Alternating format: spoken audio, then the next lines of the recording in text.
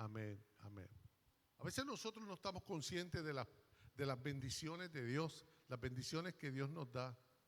Mira, para que solamente sepas, ayer los pronósticos del tiempo, todos los Weather Bureau presentaban una onda tropical así bien fea, bien que venía sobre Puerto Rico durante la mañana de hoy, y una cosa que cada vez se veía más grande y se veía más violenta.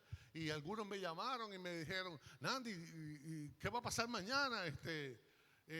Porque aquí nosotros los puertorriqueños somos como los bueyes, que tan pronto caen dos lloviznas nos encuevamos. Cayeron dos lloviznas, plum, para la cueva, ¿sabes? Ahí está lloviznando, vamos a quedarnos aquí, no vamos para la iglesia, no vamos para ningún lado. Pero mira lo que es la misericordia de Dios. Durante la noche Dios dispersó toda esa nubosidad, toda esa cosa, la dispersó. Bueno, las noticias dicen, no entendemos qué fue lo que pasó. De momento todo se dispersó, toda la lluvia, mira, ni está lloviendo. A lo mejor caerá una lloviznita para refrescarnos, porque está haciendo calor. ¿Cuánto le dan gracias a Dios por su misericordia?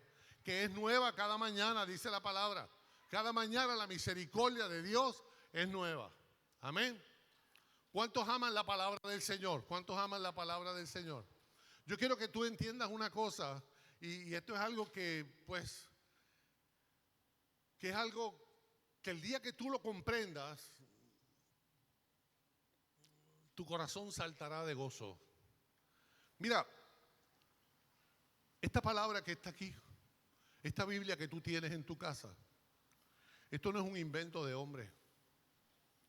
Esto es una revelación del mismo Padre que Dios en su misericordia quiso enviarnos a nosotros como un manual, como una guía, como algo para que nosotros, mira, la Biblia es como una lámpara. Dice la misma Biblia dice que es como una lámpara. Dice que es una espada. ¿Sabes? La Biblia tiene unos usos tremendos. Hoy le puse por predicación. ¿Dónde está la predicación? Jennifer dice que no hay predicación. ¿Cómo que no hay predicación? Si hay predicación, si se mandó para allá todo el mundo.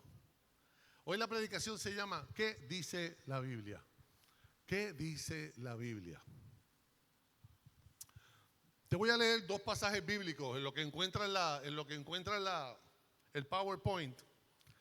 Dice segunda de Timoteo, y puedes apuntar los versículos. Segunda de Timoteo, versículo 3, capítulo 16. Dice toda la escritura, di conmigo toda.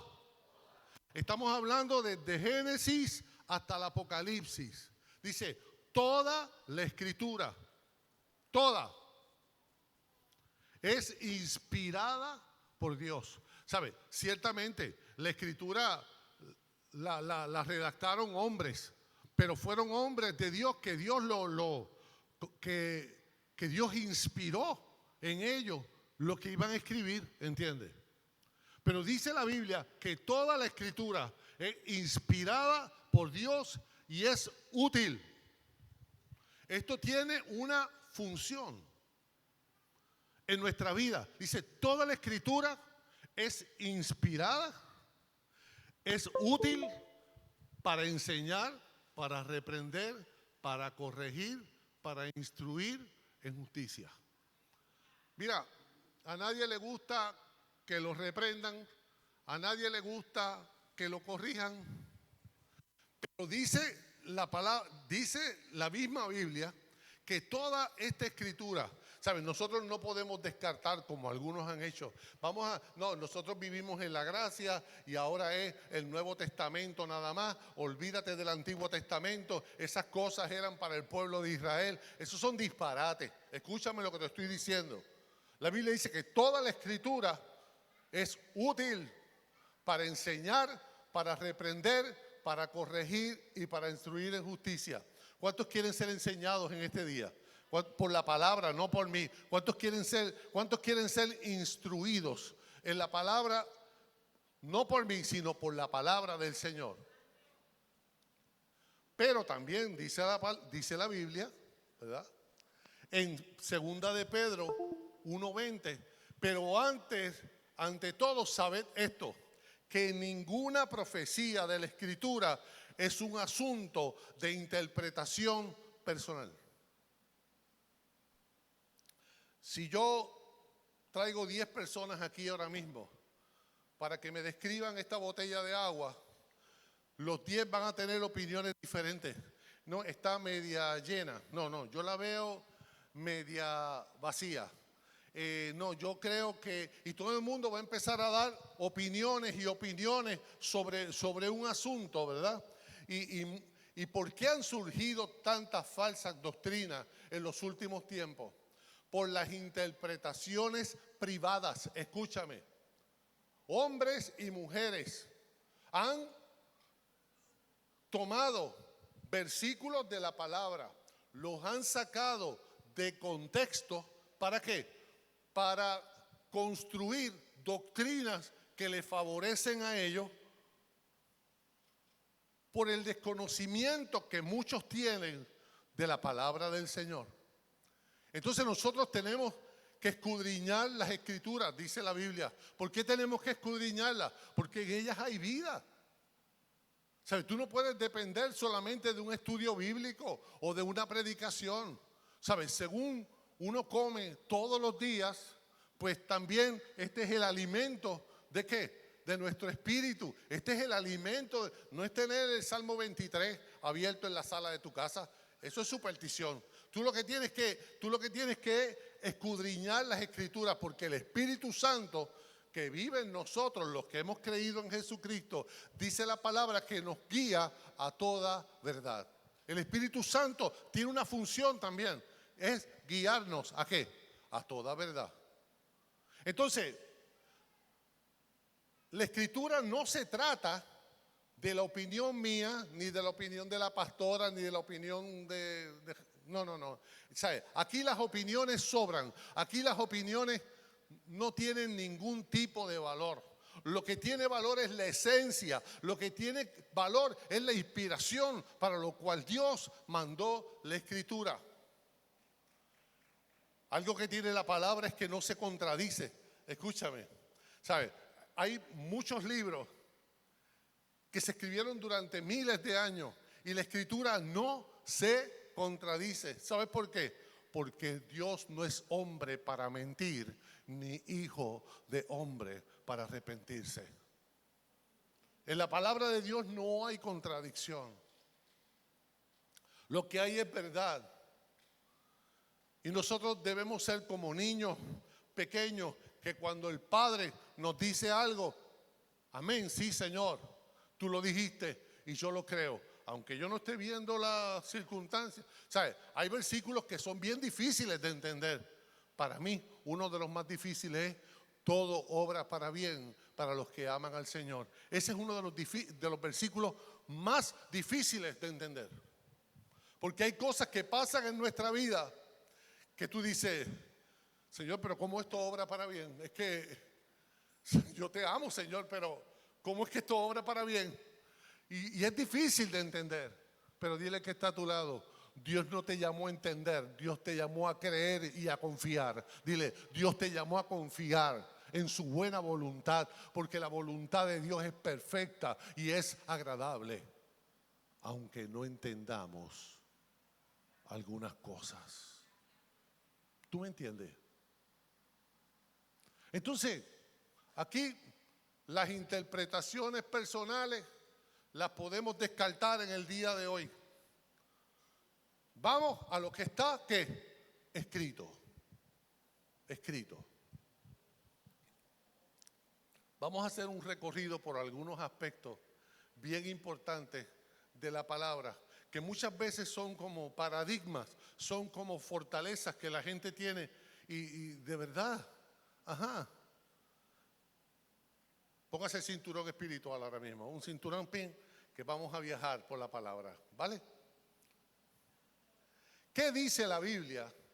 Y yo cogí 4 temas bien interesantes, 4 temas controversiales. ¿Qué dice la Biblia sobre los apóstoles y los profetas? ¿Qué dice la Biblia sobre la música, la danza como una expresión de alabanza? ¿Qué dice la Biblia de la mujer en el ministerio? ¿Qué dice la Biblia sobre los diezmos y sobre las ofrendas? ¿Cuántos quieren aprender sobre eso? Mira, no es lo que diga Nandi, es lo que diga ¿qué? La Biblia. Vamos. El apóstol Pablo en 1 Corintios 3:10 dice: conforme a la gracia de Dios que me fue dada, yo como sabio arquitecto puse el fundamento. El fundamento es la zapata, el fundamento es la base. Dice, el apóstol Pablo era un hombre que era un misionero que iba de ciudad predicando el evangelio, estableciendo iglesias en Éfeso, en Corinto, él iba plantando iglesias, pero en las iglesias que él plantaba, él dejaba que un fundamento, una base, dice, y yo como un arquitecto puse el fundamento, pero otro edifica sobre él. Venían después pastores y esos pastores pues continuaban sobre el fundamento que había sido dejado. Pero cada uno tenga cuidado cómo edifica encima. Pues nadie puede poner otro fundamento que el que ya está puesto, el cual es Jesucristo. Escúchame, Jesucristo es la piedra angular. Jesucristo es la base sobre la cual está edificada la iglesia. Cuando Jesús le dice en Mateo 16:18, y te lo voy a decir explicándotelo. Jesús dice: pero yo también te digo que tú eres una piedrecita. A Pedro le dijo: tú eres Petros, tú eres un pedacito de piedra. La Iglesia Católica dice que el Señor edificó la iglesia sobre Pedro. Pedro era un hombre imperfecto, humano. Jesús le dijo: tú eres un pedacito de piedra, pero sobre esta roca, y está hablando de un peñón, está hablando de una cosa gigantesca, está hablando como Gibraltar, una cosa así que es una piedra gigante. Sobre esta roca yo voy a edificar mi iglesia y las puertas del Hades no prevalecerán contra ella. En otras palabras, mira, tú eres un pedacito de piedra, pero yo, la eclesía, porque ahí dice la eclesía, los llamados hacia afuera, la eclesía va a ser edificada sobre mí. Jesucristo es el fundamento, Jesucristo es la base de la iglesia. A Jesucristo tú no lo puedes sacar de la ecuación, porque no hay otro fundamento que no sea Jesucristo. Y la iglesia que descarte a Jesucristo es una falsa doctrina. Hay muchas iglesias que dicen: no, Jesucristo es simplemente el Hijo de Dios. No, Jesucristo es qué sé yo qué cosa, pero menosprecian la deidad de Jesucristo. Cuando el que edificó la casa sobre la roca y vino la tormenta, esa fue la casa que prevaleció. Y si tú estás edificando una familia, tú tienes que edificar sobre la roca que se llama Jesucristo, la piedra angular, la piedra que desecharon los edificadores. Pablo dice, ¿sabe? Yo estoy poniendo fundamentos, es una función apostólica de Pablo. Estoy poniendo un fundamento en las iglesias, pero otros van a edificar sobre el fundamento que está puesto. Pero tengan cuidado cómo cada uno edifica, porque nadie puede poner otro fundamento que no sea el que ya está puesto, el cual es ¿quién? Cristo. Las puertas del infierno no van a prevalecer cuando Jesucristo es el fundamento y la base de tu familia. Las puertas del infierno no van a prevalecer cuando Jesucristo es la base y el fundamento de la congregación. El infierno no va a vencer, porque Jesucristo es el fundamento. Ahora, Efesios capítulo 2, versículo 20, dice que estamos edificados sobre el fundamento ¿de qué? De los apóstoles y de los profetas, siendo Cristo mismo la piedra, ¿qué? Entonces, los apóstoles y los profetas tenemos una función. Y la función es colocar un fundamento sólido en cada congregación que plantamos. Por muchos años yo me he dedicado a levantar iglesias en diferentes países del mundo. Y no he puesto otro fundamento que no sea Jesucristo. Quizás hay otros edificando sobre ese fundamento. Pero mi responsabilidad es que Jesucristo sea el fundamento. Algunos dicen, mira, dice Efesios 4:11. Cristo mismo, di conmigo, Cristo mismo. Cristo mismo le dio dones a la gente, a unos el don de ser apóstoles, a otros el don de ser profetas, a otros. Yo quiero que tú tengas la Biblia abierta. Si tienes la Biblia, ve buscando los versículos para que vea que no estoy inventando nada. Dice, a unos el don de ser apóstoles, a otros el don de ser profetas, a otros el anunciar las buenas noticias. Esos son los evangelistas. Los que anuncian las buenas noticias son que los evangelios significa buenas noticias. Y a otros el de ser pastores y el de ser maestros. Mira, Jesús le da unos dones, unas funciones a unas personas. ¿Cuál es el propósito? O sea, dice, a fin de capacitar a los santos. ¿Cuántos son santos aquí? Levanten la mano los que han sido lavados con la sangre del Cordero. A fin de capacitarte, a ti y a mí, para la obra del ministerio, para la edificación del cuerpo de Jesucristo. Y dice el versículo 13, y yo quiero que tú lo lees conmigo.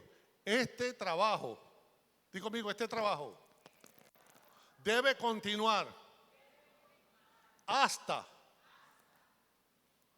Ahí dice que el trabajo debe continuar. ¿Cierto o falso? Este trabajo debe continuar hasta que estemos todos unidos en la misma fe y en el mismo conocimiento del Hijo de Dios. Yo te pregunto, la iglesia de Jesucristo esparcida por Él mismo, ¿estamos unidos en una misma fe y en un mismo conocimiento del Hijo de Dios? Actualmente, la iglesia de Jesucristo, ¿estamos así en esa condición? Yo entiendo que no. Y como yo entiendo que no, este trabajo debe ¿qué? ¿Qué trabajo está hablando? El trabajo de los apóstoles, de los profetas, de los evangelistas, de los pastores y de los maestros. Este trabajo debe continuar hasta que lleguemos a la unidad de la fe y al mismo conocimiento del Hijo de Dios. Y debemos seguir creciendo hasta que seamos maduros como Cristo y compartamos ¿qué? Su perfección. Todavía nos falta demasiado para llegar allá. Entonces el trabajo de los apóstoles, de los profetas y de los evangelistas y de los pastores y de los maestros debe continuar. Debe continuar, dice ahí, para capacitar a los santos. Y hay una meta a la cual tenemos que alcanzar. Ahora mucha gente dice, mira, yo te voy a decir una cosa. Los únicos apóstoles que existen son los apóstoles que Jesucristo nombró. Jesucristo nombró 12 apóstoles y después de esos 12 apóstoles ya no existen más apóstoles. Sí, hay unos apóstoles que eran los apóstoles del Cordero. Estoy hablando de Pedro, de Juan, de Jacobo, de Andrés, de Felipe, de Tomás, de Bartolomé, de Mateo, de el otro Jacobo, de Simón el Celote y de Judas, el hijo de Jacobo. Sí, es verdad. Jesús estableció, apóstol significa enviado. No significa nada más, un enviado. Una persona que es enviada y se queda en el mismo sitio donde está, no es apóstol.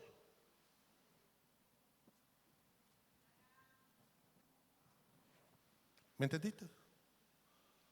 Mira, ustedes saben el cuento. Judas murió, ¿verdad que Judas Se suicidó. Entonces los apóstoles dijeron, mira, como Jesús estableció a 12, ¿sabe qué debemos hacer? Debemos orar para nombrar un sustituto para que ocupe el lugar de Judas. Y de momento buscaron entre los discípulos que estaban allí, y dice Hechos 1:23, y presentaron a dos candidatos. Presentaron a José, llamado Barsabás, al que también llamaban el justo. Llamaron a un hombre llamado José, que le decían Barsabás, el justo. Y llamaron a Matías, pero no es este Matías, era otro Matías de la Biblia. Este no es. O sea, llamaron a uno que se llamaba Matías. ¿Para qué lo llamaron? Para que ocupara una función apostólica que Judas ya no estaba ejerciendo. Después de orar, ¿escogieron a quién? A Matías. Y después que escogieron a Matías, dice la palabra que fue contado entre ¿qué? Entre los apóstoles. Y tú dirás, pues está bien, esos son los 12 apóstoles, no hay más apóstoles después de eso. Pero el mismo apóstol Pablo, a quien Jesús se le presentó en el camino a Damasco, en Hechos 13, cámbiala por favor, en Hechos 13:2 dice que estaban en la iglesia de Antioquía. Y en la iglesia de Antioquía dice, habían maestros y profetas, dice la Biblia, Nuevo Testamento, que en la iglesia de Antioquía habían maestros y profetas y estaban ayunando y ministrando juntos al Señor. De momento, el Espíritu Santo dijo, me imagino que había un grupo de personas, de líderes que estaban en una vigilia de oración, de ayuno, y dice, y de momento el Espíritu Santo dijo, mientras ministraban al Señor y ayunaban, el Espíritu Santo dijo, apartadme a Bernabé y a Saulo para la obra que los he llamado. La pregunta es, ¿a qué obra era que estaba llamando el Espíritu Santo a Bernabé y a Saulo? ¿Qué fue lo que hizo Saulo? ¿Qué fue lo que hizo Pablo? ¿A qué se dedicó Pablo en el ministerio? A un apostolado, ¿cierto? Fue enviado, dice la palabra. Apóstol, enviado. No existe otra explicación. Apo, fuera. Estelo, enviar. Uno que es enviado hacia afuera. No es enviado hacia adentro, es enviado hacia afuera. ¿Para qué? Para llevar el evangelio, para plantar iglesias. Yo quiero que tú leas bien la Biblia. Ahí no dice, apártame a Saulo como apóstol y a Bernabé como el ayudante. No dice eso. Bernabé no era el ayudante de Pablo. Bernabé tenía una función que el mismo Espíritu Santo le dio. ¿Y tú sabes cuál era? Ser apóstol, igual que Saulo. Porque en un momento dado ellos empezaron juntos, pero después continuaron caminos diferentes y uno se llevó a Juan Marcos y el otro se llevó a otro discípulo y siguieron trabajando en la plantación de iglesias y llevando el evangelio. Bernabé también era un apóstol. Y tú dices, pues, pero no eran más que los 12 que Jesús estableció. Vamos a Romanos capítulo 16, versículo 7. El apóstol Pablo está escribiendo una carta a los romanos y dice, salúdenme Andrónico y a Junias. Miren para acá. Junias era una mujer, Junias no era un hombre. Escúchame lo que te voy a decir una cosa. O sea, pueden dedicarse a investigar ustedes, métanse en la Biblia y busquen. Junias era una mujer. Junias no era un hombre. Pero el apóstol Pablo en una carta dice, salúdame a Andrónico y salúdame a Junias, mis parientes y compañeros de prisión. Perdóname, ¿dónde Pablo estuvo preso? ¿Con quién? Con Andrónico y con Junias. Estuvieron presos juntos. ¿Por qué estaban presos? Es la pregunta. ¿Qué ¿Qué estaban haciendo que los metieron presos? ¿Sabe? Salúdame, Andrónico y a Junias, mis parientes y compañeros de la prisión, que se destacan entre los ¿qué? Dile que está a tu lado, mira, yo no escribí la Biblia, díselo, dile, yo no escribí la Biblia. O sea, la Biblia dice que Andrónico y Junias, una mujer, ¿eran qué? Pero no eran más que los 12 de que Jesucristo estableció allá cuando, no eran más que los 12 que Jesús estableció. Ah, están apareciendo más.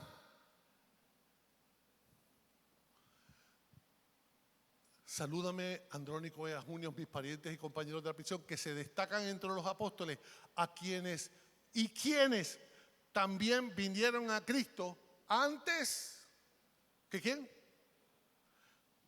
Espérate. Antes que Pablo, Andrónico y Junias eran apóstoles.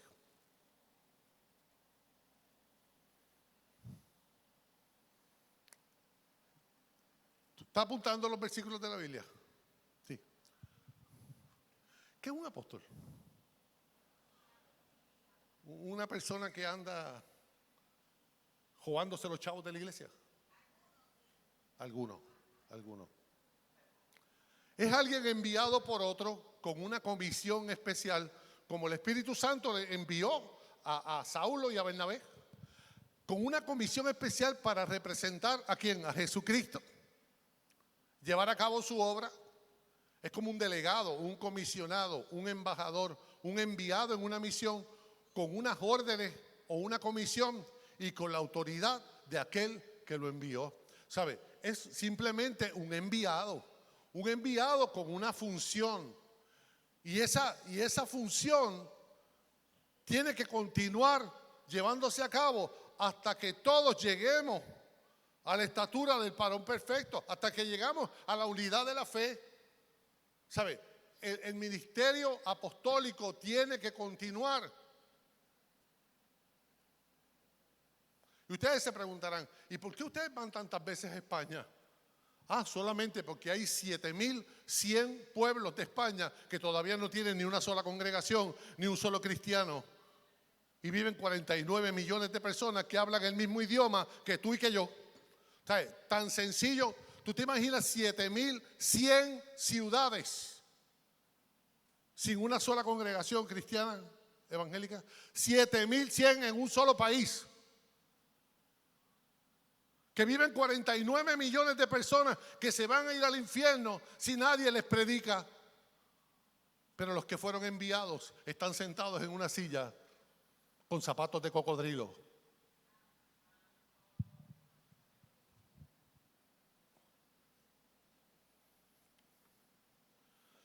Mira, en el Nuevo Testamento habían profetas. Bueno, en el libro de Joel, Antiguo Testamento 2:28, decía, y después de esto derramaré mi espíritu sobre toda carne. Di conmigo, toda la carne. Y vuestros hijos y vuestras hijas, ¿qué dice? O sea, los hijos y las hijas, varones y hembras. Dice el profeta Joel que Dios va a derramar su espíritu sobre los hijos y sobre las hijas, y profetizarán, y vuestros ancianos soñarán sueños, y vuestros jóvenes verán visiones, y la mayor profecía que tú puedes hablar es esta que está aquí. Escúchame, esta es la profecía más exacta, y toda profecía de hombre tiene que ser juzgada por esta profecía que está aquí. ¿Tú entiendes de lo que estoy hablando? Ahora, eso fue en el Antiguo Testamento. En el Nuevo Testamento dice que estaban 120 más o menos en el aposento alto, orando, ayunando juntos, ministrando al Señor. Y de repente, di conmigo, de repente un viento recio se metió en aquel lugar. Y me gusta el versículo 4. Dice que todos. Dice, solamente los varones fueron llenos del Espíritu Santo. No, las mujeres fueron llenos del Espíritu Santo. No. Dice, y todos fueron llenos ¿de qué? Todos los que estaban allí ayunando y orando. Habían hombres y mujeres. Y todos fueron llenos del Espíritu Santo. Y salieron de aquel aposento alto a hablar las maravillas de Dios a todas las personas que estaban por la ciudad de diferentes lenguajes, y Dios le dio forma. Mira, entonces ellos empezaron a profetizar. Cuando descendió el Espíritu Santo sobre aquellos 120, ellos no se quedaron allí abrazándose. Ellos salieron por las puertas de aquel lugar a hablar las maravillas de Jesucristo, llenos del Espíritu Santo, hombres y mujeres llenos del Espíritu Santo. Ese era el cumplimiento de lo que Joel hablaba. Profetizar es la palabra navá, que significa hablar o cantar por inspiración del Espíritu Santo. ¿Sabe? Profetizar en la palabra navá. Ahora, cuando le preguntaron a Jesús sobre Juan el Bautista,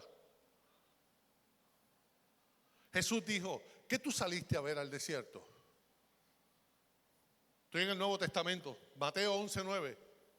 Porque la gente dice, no, que los profetas eran del Antiguo Testamento nada más. Los profetas eran del Antiguo Testamento. No, estoy en Mateo. Y Jesús dice, ¿qué tú saliste a ver al desierto? ¿A un profeta? Yo te digo que este es más que profeta. Y tú, wow, Juan el Bautista, el que prepara el camino. Hechos 11:27, Nuevo Testamento.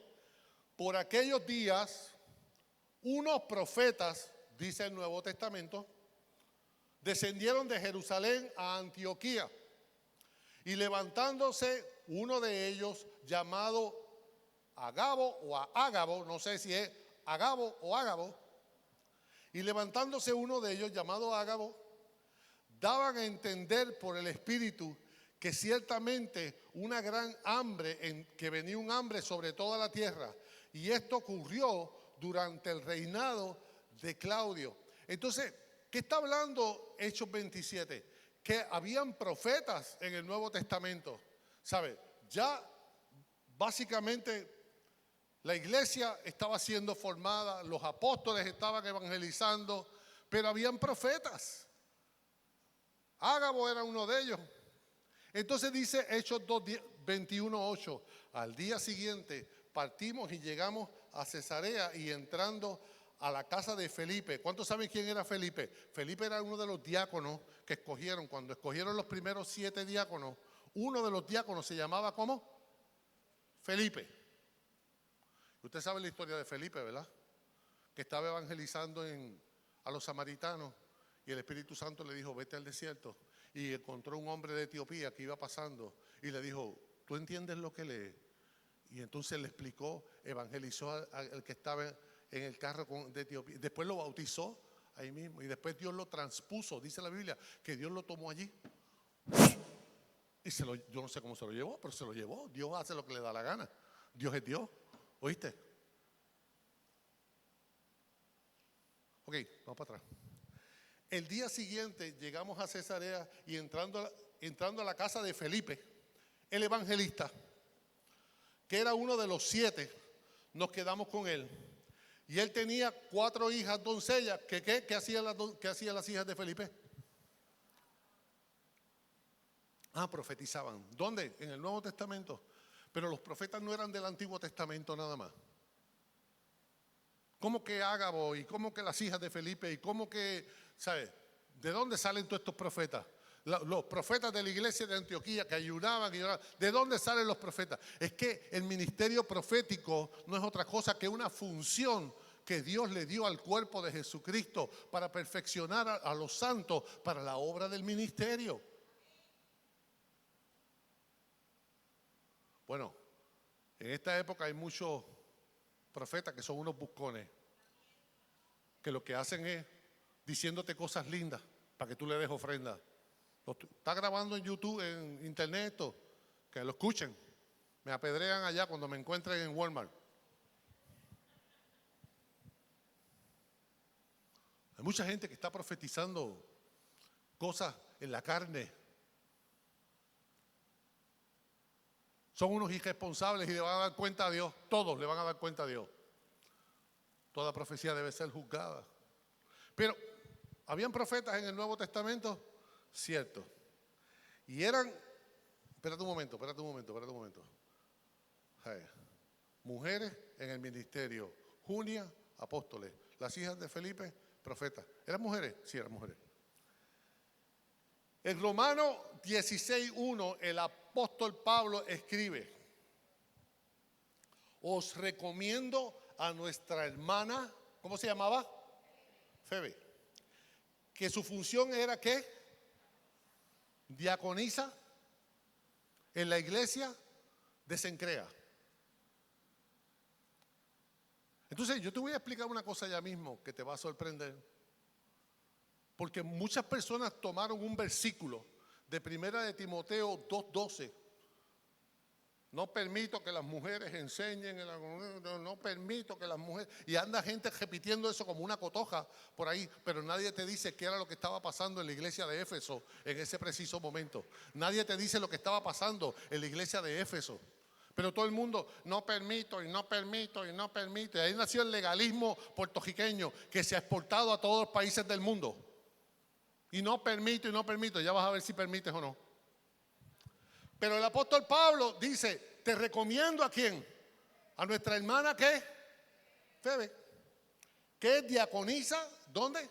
En una iglesia en Cencrea. Tito 2:3, cuando está hablando sobre los ancianos son personas que tienen una función de gobierno en la iglesia. Deben ser cristianos maduros, que tienen unas características, están ahí en el libro de Tito. Asimismo, las ancianas, ¿está hablando de quién? ¿De mujeres ancianas? Entonces, ¿una mujer puede ser anciana? Deben ser reverentes en su conducta. Los ancianos que gobiernen bien su casa sean considerados dignos de doble honor, principalmente los que trabajan en la predicación y en la enseñanza. ¿Cuál es una de las funciones de los ancianos? Predicar y ¿qué? Y enseñar. Pero ¿quién es el que está escribiendo esta carta? No es el apóstol Pablo. No es el mismo que escribió en 1 de Timoteo, capítulo 2, versículo 12. Que no permito que la mujer enseñe. Y aquí dice que las ancianas pueden enseñar.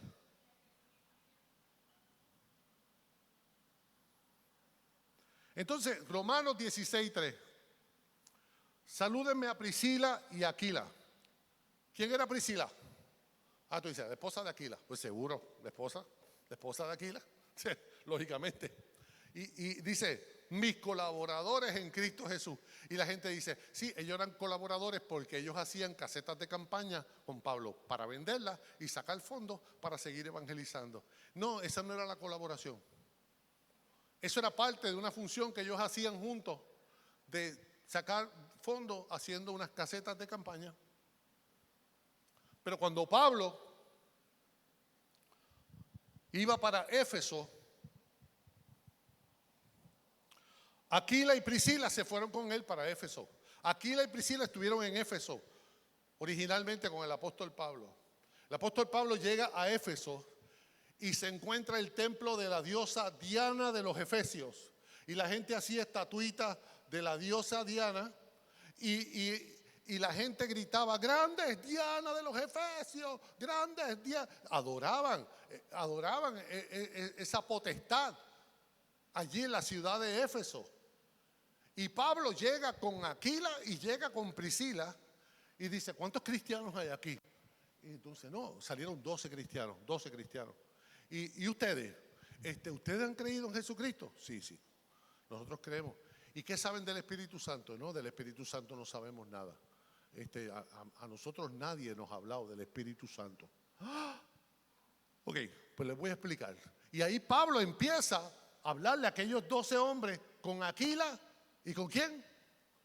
Con Priscila. Adelantamos la historia, se formó una revolución porque aquellos Pablo, ya llegaron aquellos que revolucionan las ciudades y llenos del Espíritu Santo empezaron a predicar y empezaron a convertirse y se formó una cosa.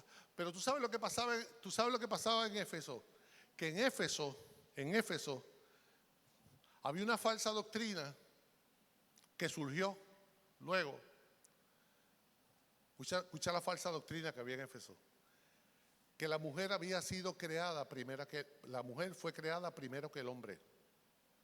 Y que cuando la serpiente, cuando Dios le dijo que del árbol del conocimiento del bien y del mal, la mujer era la que anhelaba el conocimiento y el hombre no anhelaba el conocimiento. Escucha la falsa doctrina que había.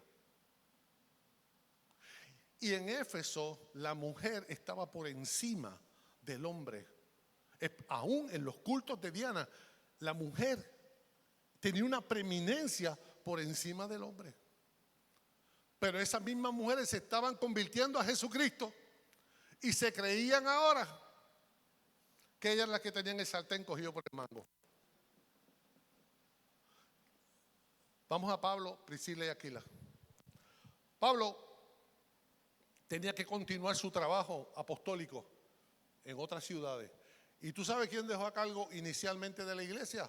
A Priscila y Aquila. Esos fueron los primeros pastores que llegaron allí a Éfeso. Pablo los dejó dirigiendo la iglesia a ambos.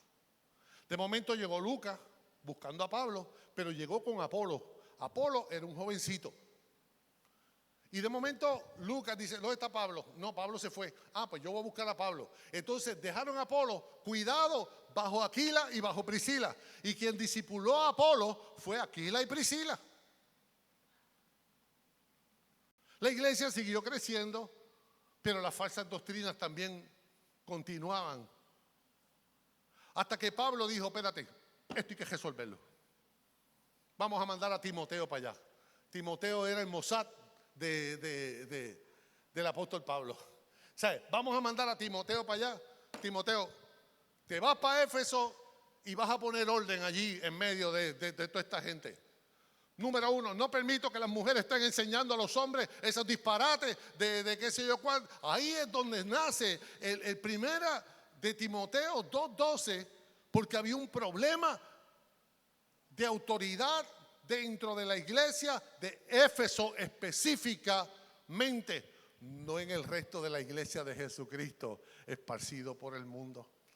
Porque ya tú ves una Junia, y ya tú ves una Febe, y ya tú ves a un montón de gente que eran mujeres que estaban trabajando en el ministerio y estaban haciendo la obra del Señor. La misma Priscila era una mujer de Dios que enseñaba a la gente, enseñó a Apolo. Seguimos. Jesús no le había dicho a nadie que él era el Mesías, solamente a los que andaban con él. Pero llegó a Samaria y se encontró una mujer. Y si no, vea los capítulos de Chosen, que están bien chéveres. Cuando él se encuentra con la mujer samaritana, ¿entiendes? Y la mujer samaritana le dice, yo sé que el Mesías viene, que es llamado el Cristo. Y cuando Él venga, nos declarará todas las cosas. Y Jesús le dijo a aquella mujer de baja reputación, yo soy el que habla contigo. Yo soy el Cristo. Yo soy el Mesías. Y aquella mujer salió corriendo. ¿Para dónde? Para Samaria. ¿Hablar de quién? Hablar de Jesucristo. Se convirtió en una evangelista, una mujer. Mira, ¿sabes qué? Jesucristo. Y aquella mujer estaba como histérica. Pero era una mujer, 5 maridos has tenido y el que tienes ahora mismo no es tu marido. Y qué sé yo qué cosa. O sea, había una realidad. Pero Jesús no discriminó porque era mujer. Entonces vuestros hijos y vuestras hijas profetizarán. En Mateo 28:8 dice que cuando Jesús resucitó, Jesús se pudo haber parecido a los discípulos en el sitio donde él estaba. Pero ¿quién decidió presentarse primero? A las mujeres. Y dice, y ellas, alejándose a toda prisa del sepulcro con temor y con gran gozo, corrieron a dar la noticia a los discípulos. Y aquí que Jesús les salió al encuentro diciendo, salve. Y ellas, acercándose, abrazaron sus pies. ¿Y que hicieron? lo adoraron. Escúchame.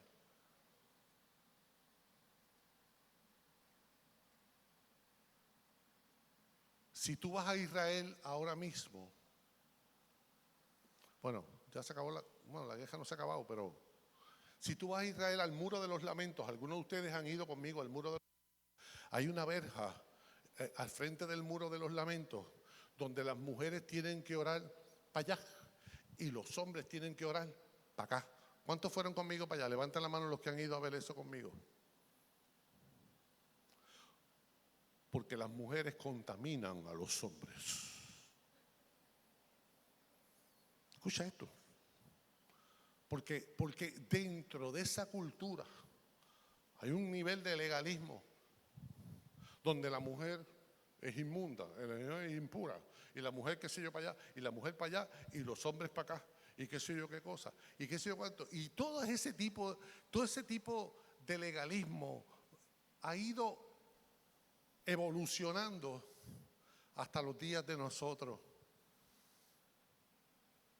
Hasta los días de nosotros. Vamos a seguir hablando de otro tema porque cada tema es muy largo. Vamos a hablar de un principio bíblico que se llama el diezmo. No, el diezmo también es del Antiguo Testamento y nosotros estamos en la gracia. ¿Sabes? Escúchame lo que te voy a decir una cosa. Eso es del Antiguo Testamento. Eso, yo no sé, eso,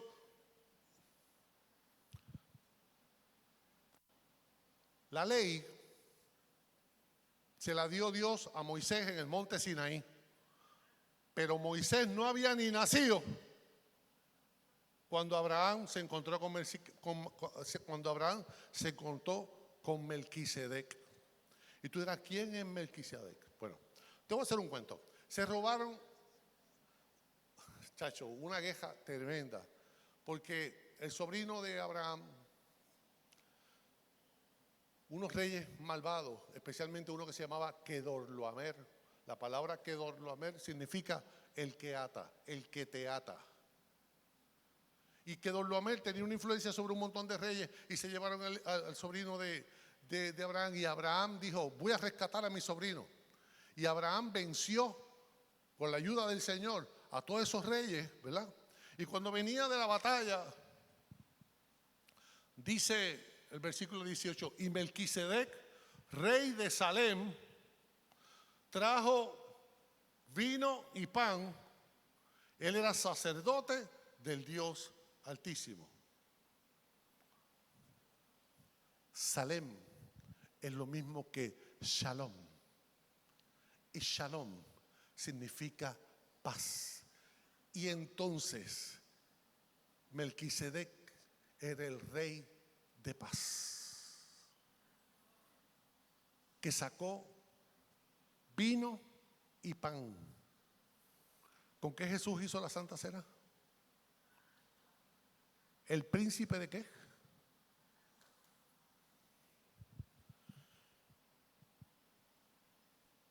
Y bendito sea el Dios Altísimo, quien entregó a tu poder, lo bendijo. Y bendito sea el Dios Altísimo, quien entregó en tu poder a tus enemigos. Y Abraham le dio a Melquisedec la 10ª parte de todo lo que había conseguido. ¿En qué? Mira, la ley no existía todavía. Moisés no había nacido. Pero ya Abraham, en agradecimiento a Dios por las victorias que le había dado. ¿A cuántos de ustedes Dios le ha dado alguna victoria alguna vez? A mí me ha dado victoria. ¿Y tú eres agradecido por las victorias que Dios te da? Abraham, por agradecimiento a Dios, por la victoria que le había dado, tomó la 10ª parte de las cosas que tenía. Mira, esto no es mío. Rubina cuando predica. Y entonces, y se lo dio ¿a quién? Al rey de paz. No voy a entrar quién es Melquisedec, porque eso te toca a ti estudiarlo en la Biblia con profundidad. ¿Está bien? Pero ¿qué pasó cuando vino la ley? Deuteronomio 14:22, estoy en el Antiguo Testamento, dice, diezmarás fielmente todo el producto de tus sementeras, son las semillas, ¿verdad? lo que rinde tu campo cada año. Antes, pues, la gente diezmaba las cosas que cosechaba, las vacas que tenía, las ovejas que tenía. Pero dice el 24, mas si el camino es tan largo para ti. ¿Dónde era que se diezmaba? Se diezmaba en el tabernáculo, se diezmaba donde estaba la presencia de Dios. ¿Sabe? Pero si el camino está muy largo para ti, que seas incapaz de llevar el diezmo por estar lejos del lugar donde el Señor tu Dios escoja para poner allí su nombre, cuando el Señor tu Dios te haya bendecido, entonces lo cambiarás por dinero y atarás el dinero a tu mano e irás al lugar donde el Señor tu Dios escoja. Entonces vas a cambiar las vacas y las ovejas y las semillas y todas esas cosas por dinero y lo vas a llevar a un lugar donde Dios te diga. ¿Por qué? Porque Dios es el que bendice, porque Dios es el que hace que tú fructifiques, porque Dios es el que te da salud, porque Dios te da el aire para que tú respires. Todo el mundo cita Malaquías 3:10. Y el Señor Todopoderoso dijo, traigan todos los diezmos al granero o al alfolí del templo, y así habrá alimentos en tu casa, y pónganme a prueba en esto, y vean si no abro las ventanas de los cielos para derramar sobre ustedes una lluvia de bendiciones hasta que les sobre todo. Mira, es el único sitio de la Biblia que yo he leído que Dios dice, ponme a prueba en esto, a ver si yo no lo hago, es ese versículo que está ahí. Yo creo que en Dios no hay sombra de variación. Yo creo que Dios es el mismo ayer, hoy y por los siglos. Él es inmutable. Dios no cambia. Y si Dios le dijo a aquellos hombres, pónganme a prueba, también nos lo dice a nosotros, ponme a prueba. Si tú confías en mí, a ver si yo no voy a abrir las ventanas de los cielos y voy a derramar bendiciones sobre ti hasta que sobreabunde. En Deuteronomio 14:27 decía, tampoco desampararás a quien, al levita que habita en tus ciudades, porque él no tiene parte ni heredad contigo. Ok, te voy a explicar. Habían 12 tribus, 11 tribus, tenían terreno y ganado, cosecha, la qué sé yo. 11 tribus estaban trabajando todo el santo día, pescando, qué sé yo, haciendo cosas. Pero la tribu de Leví estaba separada solamente para trabajar en el templo. Ellos se dedicaban solamente a mover el tabernáculo cuando Dios decía que había que moverlo, a hacer los sacrificios cuando Dios quería que se hicieran los sacrificios, la tribu de Leví no estaban sembrando ni cortando hierba en ningún lado. Y Dios dice, ¿sabes qué? No se van a olvidar de esta tribu. Y parte de los diezmos y de las ofrendas que todas las demás tribus traían era el para sostenimiento de los levitas. Ahora, este cuento de la viuda de Sarepta, tú lo has leído muchas veces. Elías, no llueve hace 3 años. Las viudas son personas que no tienen alguien que les provea. Levántate y ve a Sarepta, que pertenece a Sidón, y quédate de allí. Yo creo que este versículo es uno de los versículos que más se habla dentro de la tradición del pueblo de Israel. Vete a Sarepta, que le pertenece a Sidón. Mira, Sidón no era parte del territorio de Dios, Sidón era un territorio impío. Y quédate allí, he aquí que yo he mandado una viuda para que te sustente. Él se levantó y fue a Sarepta, y cuando llegó a la entrada de la ciudad, he aquí que estaba allí una viuda recogiendo leña, y llamó y le dijo, te ruego que me consigas un poco de agua. ¿Cuánto tiempo hacía que no llovía? ¿Cómo tú vas a pedirme agua si hace 3 años que no llueve? Te ruego que me consigas un poco de agua en un vaso para que yo beba. Y cuando ella iba a conseguirla, la llamó y le dijo, te ruego que me traigas también un bocado de pan con tu mano, hecho con tu mano. Y esa mujer dijo dentro de sí, ¿de dónde salió este? Espera un momento. Aquí no llueve, aquí no hay agua. Yo lo que tengo es un poquito de harina, un poquito de aceite para hacerle una tortita al hijo mío. Nos comemos la tortita y nos morimos. Ese es el plan que yo tengo. Ese es el plan que yo tengo. Y viene este y dice que yo le dé el poquito de harina y el poquito de aceite que tengo.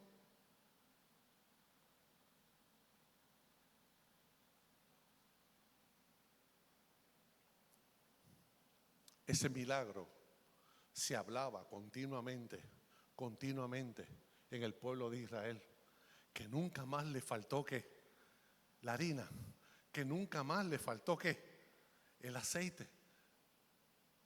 Dios hizo un milagro de provisión sobrenatural porque ella estuvo dispuesta a darle lo poquito, lo último que le quedaba, estuvo dispuesta a dárselo. Pasaron los años. Llegamos al Nuevo Testamento, llegamos a la época de Jesucristo y hay otra viuda también, otra viuda más, sí, chavo. Y levantó Jesús la vista y vio a los ricos que echaban sus ofrendas en el arca del tesoro y vio también una viuda pobre que echaba allí 2 pequeñas monedas de cobre y dijo: en verdad os digo que esta viuda tan pobre echó más que todos estos que están aquí, porque ellos echan ofrendas de lo que les sobra, pero ella en su pobreza echó todo lo que tenía para vivir. Mira, la de Sarepta ofrendó todo lo que tenía para vivir, y la viuda que Jesús está mirando echó todo lo que tenía para vivir. Te voy a hacer una sola pregunta. ¿Por qué aquella viuda echó todo lo que tenía para vivir? Contéstamela. ¿Alguien? ¿Por qué? ¿Por qué?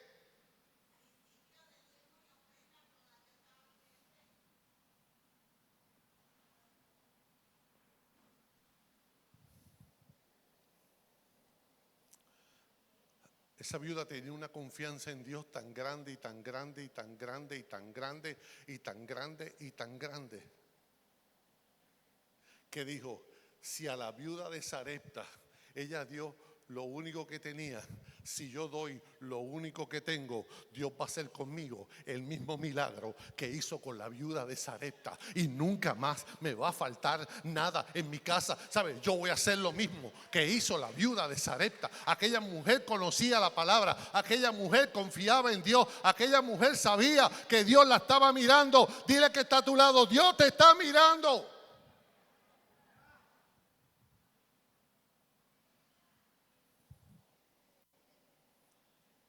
No es que Dios te quiere quitar lo único que tienes. Es que quiere probar si tú confías en Él o confías en ti mismo.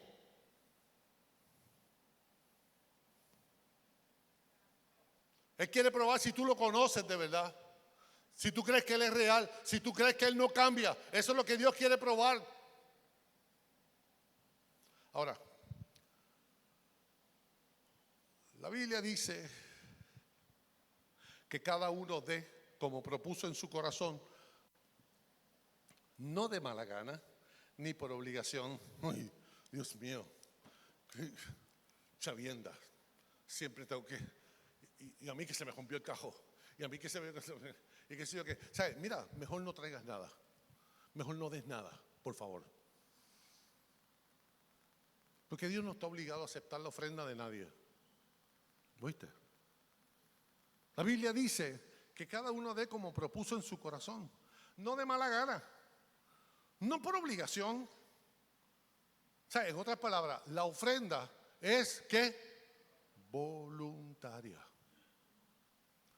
Porque Dios ama ¿a quién? Al dador alegre. Y Dios puede hacer que toda gracia abunde para vosotros, a fin de que teniendo siempre todo lo suficiente en todas las cosas, abundéis para toda buena obra. ¿Sabe? Dios puede hacer que tú abundes no para que lo acumules en un banco, sino Dios puede hacer que tú abundes para toda buena obra. Ahora, te voy a dar un resumen antes de leerte un versículo de Jesús. Una enseñanza que Jesús nos dio. El diezmo es una muestra de confianza, es una muestra de gratitud a Dios por todas las bendiciones espirituales y materiales que recibimos. Y en la actualidad, el dinero de los diezmos se debe utilizar para costear los gastos operativos de la iglesia. ¿Cuánto le gusta tener aire acondicionado aquí en el templo cuando está el calor allá a 100 grados? ¿Le gusta el aire acondicionado? Hay que prender las plantas diésel. ¿Cuánto vale el diésel ahora mismo? Frau, ¿cuánto vale el diésel? El diésel vale un montón. El precio del diésel son miles de dólares para poder tener aires acondicionados, asientos acoginados, pagar la hipoteca de la iglesia, pagar el agua, los seguros de la iglesia. En la actualidad, el dinero de los diezmos se utiliza para costear gastos operativos de la iglesia y contribuye para el financiamiento de programas de los ministerios. Entre sus usos está el sostenimiento de ministros, ayuda humanitaria, la construcción de lugares de culto y aportaciones a misiones para la evangelización mundial. Para eso se deben utilizar los diezmos, no es para robárselo, es para continuar la obra del Señor. Ahora vamos a donde Jesús. Mateo 23, 23. Mateo 23, 23. ¿Qué hora es? Tengo que avanzar. Ok. Mateo 23 dice: hay de ustedes, escribas y fariseos, hipócritas. Ya Jesús sacó el martillo. Hay de ustedes, escribas y fariseos, que son unos hipócritas, porque diezman la menta, el eneldo y el comino, y han descuidado y han omitido los asuntos más importantes de la ley: el derecho, la justicia, la misericordia y la fidelidad. Jesús está hablando de dos cosas. Que tú te olvidaste de las cosas importantes porque yo diezmo, mira, yo traigo aquí el eneldo, la menta, el comino, yo traje la ofrenda, yo traje los diezmos y me olvidé de hacer la voluntad de Dios y me olvidé de hacer lo correcto, lo que tenía que hacer, ¿verdad?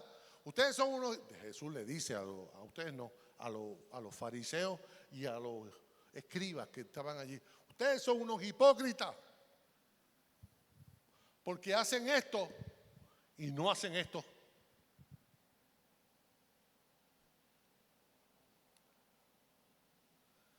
Y Jesús dice, no digo yo,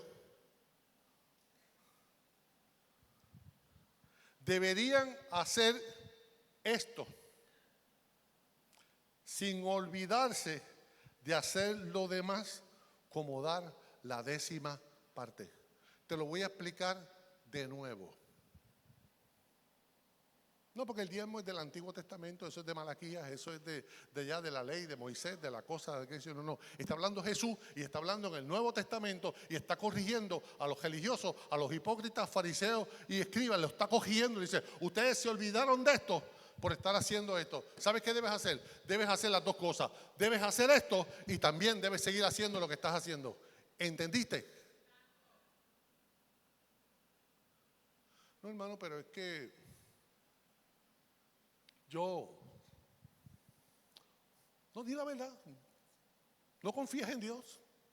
No crees que Dios puede proveer. No crees que todo lo que tienes te lo proveyó Dios. No crees que la vida te la dio Dios. Por eso quieres retener lo que no es tuyo. Quieres retener lo que es de Dios. Pero en el Nuevo Testamento, aquellos hombres tenían una convicción tan grande que dice que vendían sus posesiones, los terrenos, las casas, vendían todo, los traían para que nadie tuviera necesidad de nada, para que el evangelio continuara predicándose en el mundo. Así era la iglesia del Nuevo Testamento. Vamos a otro tema. Jesús dijo: no hagas tesoros en la tierra, porque la polilla y el orín corrompe, y donde los ladrones minan y hurtan, mas hagan tesoros en el cielo, porque donde estuviera tu tesoro, allí también está tu corazón.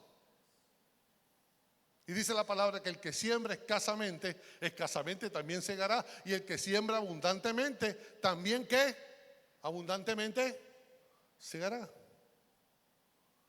No puedes segar lo que no siembras. Si no tienes confianza en Dios, ora. Dile, Señor, libértame de que Dorloamer, el que me ata. Vamos a las expresiones de alabanza. Próxima. Hermano, una pregunta. ¿Se puede danzar en el templo? ¿Se puede danzar en la iglesia? Bueno, el Salmo 149 dice, alaben su nombre con danza. ¿Con qué? ¿Con qué? Con danza. Antes, cuando yo me convertí, se cantaba una canción, ya no se canta. Has cambiado mi lamento en danza. ¿Cuántos cantaron eso alguna vez? Has cambiado mi lamento en danza. ¿Me ceñiste con qué? Con alegría. Has cambiado mi lamento en danza. Ayer en el retiro de los hombres, Dios me dio una predicación que la voy a desarrollar para los hombres y para la iglesia. La predicación se llama Bota el violín. Así se llama. Porque yo escucho a tantos cristianos. Bota el contrallado violín ese ya. Deja la lloradera.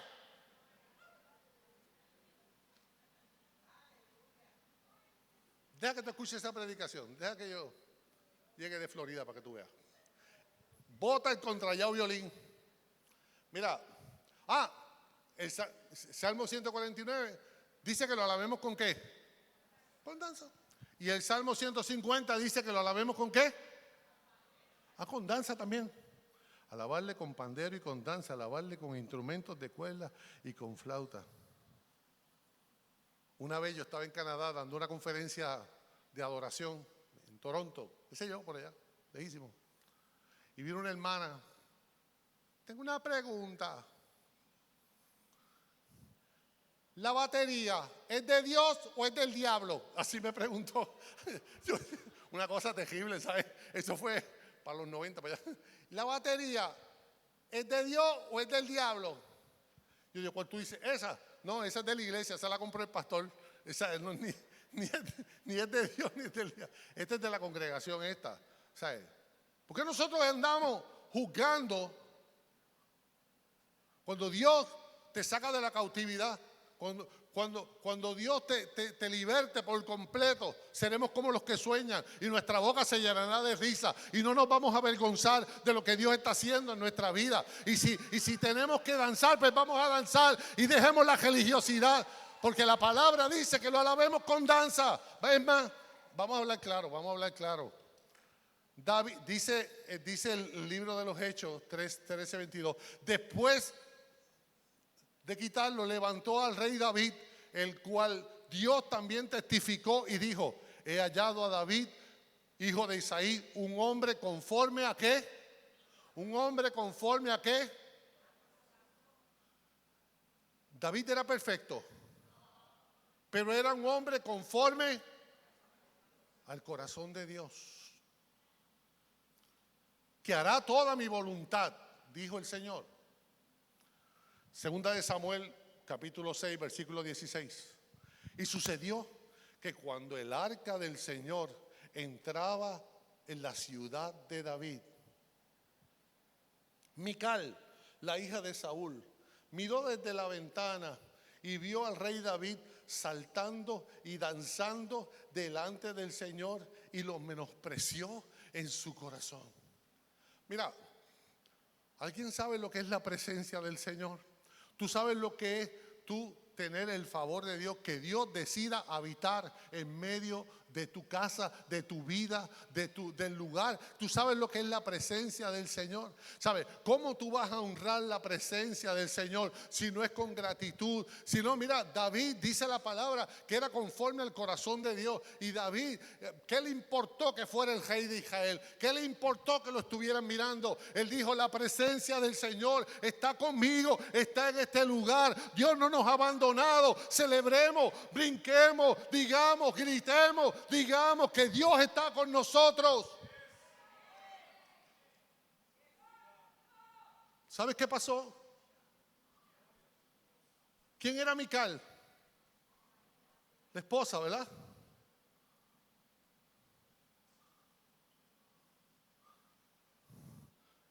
Este perdió el caché. Mira este, qué ridículo. Ay, Dios mío. Me siento una vergüenza, porque porque mira lo que hace. Mira lo que hace. Un secreto. Te voy a decir un secreto. ¿Cuántos le gustan los secretos? Dios le había dicho que del linaje de David iban a ser ¿quién? Por eso le decían a Jesús: ¿hijo de qué? ¿Tú sabes quién iba a ser la madre del próximo rey de Israel? Mical. Si ella, en vez de estar criticando al que danzaba, se ponía a danzar con él y decía: la presencia del Señor es tan importante. Si mi esposo dice que la presencia de Dios es importante, yo creo que sí, que es importante, y yo voy a danzar con él y voy a remolinear y voy a dar vueltas, y si hay que gritar, voy a gritar también. Su esterilidad y la esterilidad espiritual de mucha gente en este tiempo tiene que ver con la vergüenza por aquellos que no se avergüenzan de Jesucristo. Y son muy religiosos, muchas cosas, pero son estériles espiritualmente hablando. Son estériles espirituales. ¿Por qué? Porque yo prefiero criticar al que danza. Dios es el mismo ayer, hoy y siempre. Y si Dios le gustó que David danzara, también le gusta que nosotros, sus hijos, dancemos delante de él sin avergonzarnos, en el nombre de Jesús de Nazaret. Dejemos de ser religiosos.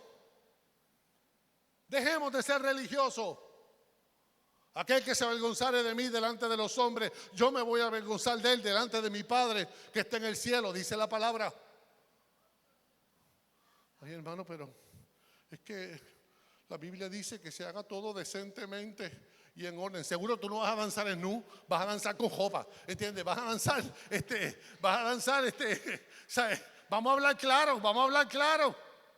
Vamos a hablar claro.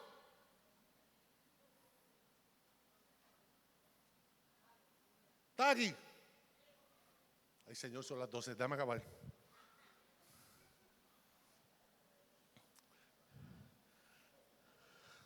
Dice Sofonías 3:17. Dale, pásalo. Sofonías 3:17 dice: el Señor tu Dios está en medio de ti, guerrero victorioso, se gozará en ti con alegría. Está hablando del Señor tu Dios. Escucha, el Señor tu Dios está en medio de ti como un guerrero victorioso y se gozará en ti con alegría, no con religiosidad. Y en su amor guardará silencio y se regocijará por ti con cánticos de júbilo. Entonces Dios va a festejar contigo con gritos de alegría. Eso dice Sofonías 3:17.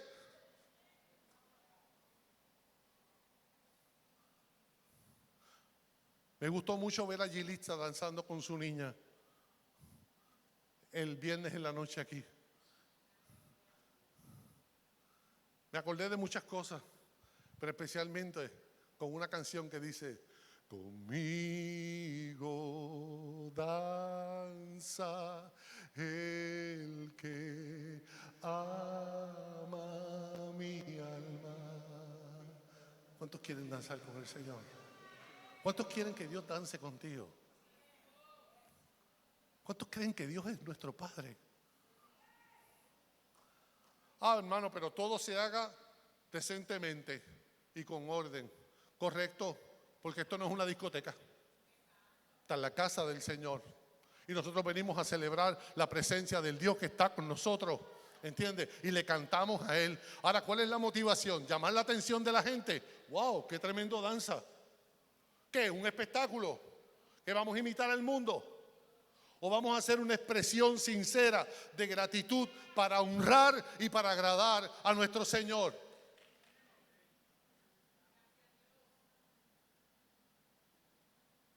Mucha gente que nos critica por esto están estériles.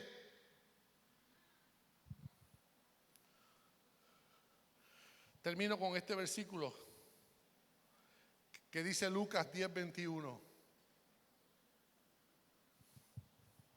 En ese momento, Jesús, lleno de alegría del Espíritu Santo. ¿Cuántos se imaginan a Jesús lleno de alegría? Y lleno, ¿cómo tú te imaginas a Jesús? Un viejo con una barba bien grande buscando para darte un cantazo, o un Dios que te ama, un Dios que se alegra contigo, que celebra tus victorias contigo, que llora contigo. Y Jesús, lleno de alegría del Espíritu Santo, dijo: te doy gracias, Padre del cielo y de la tierra, y te alabo porque has escondido estas cosas de los sabios y de los entendidos.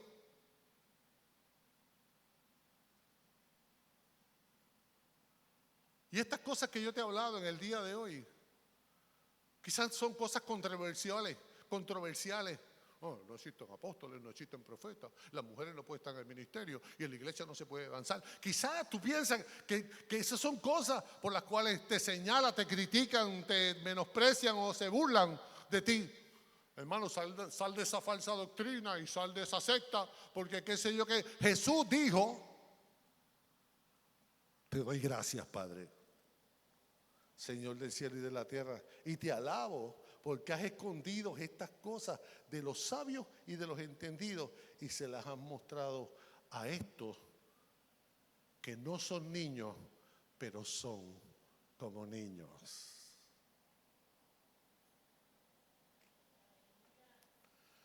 Silvia trabaja conmigo en la oficina y se trae a David a trabajar también. Y yo le veo la cara a David cuando ve a su mamá. ¿Cuántos dientes tiene? ¿4 o 5? 5 dientes. Se le ven todos los dientes que le quedan, todos los dientes que tienen así cuando ve a su mamá. Se alegra tanto de mami. ¿Y tú te alegras cuando el Señor está en medio de nosotros? ¿Te alegra? Cuando te decimos, vamos a cantarle de corazón todo nuestro ser, espíritu, alma y cuerpo. Todo nuestro ser, espíritu, alma y cuerpo. Yo te voy a decir algo. Ninguna escritura es de interpretación privada, pero tú tienes al Espíritu Santo que te conduce a toda verdad. Ve a la Biblia otra vez. Ve a cada versículo. Y pregúntale a tu padre, ¿esto es tuyo o son inventos del pastor? Y si Dios te dice que eso es de él, haz como el Señor te ha mandado. Este tema, to be continued, pero no es hoy. ¿Está bien? Vamos a orar. Vamos a dar gracias por su palabra. Señor, te damos gracias por tu palabra. Te pedimos que se haga carne en nuestra vida. Quita todo temor, Señor, de nuestro corazón, Señor. Quita toda religiosidad, todo paradigma, Señor Padre Santo, que esté impidiendo el fluir de tu poder en nuestras vidas, Señor. Padre, yo bendigo a tus hijos que están aquí, Señor, Padre, en tu nombre, Jesucristo. Yo los bendigo, Señor, y te pido que tú los lleves con bien, Señor, y hagas resplandecer tu rostro sobre ellos, Señor, Padre amado, Esta es la iglesia que tú formaste. Tú eres el fundamento y nos llamaste hacia afuera. Y en el nombre de Jesús declaramos que ninguna arma forjada podrá prosperar, ni las puertas del infierno podrán prosperar en la iglesia que tú fundaste. Te amamos, Señor, y te damos a ti toda la gloria y toda la honra. En el nombre poderoso de Jesús. Amén.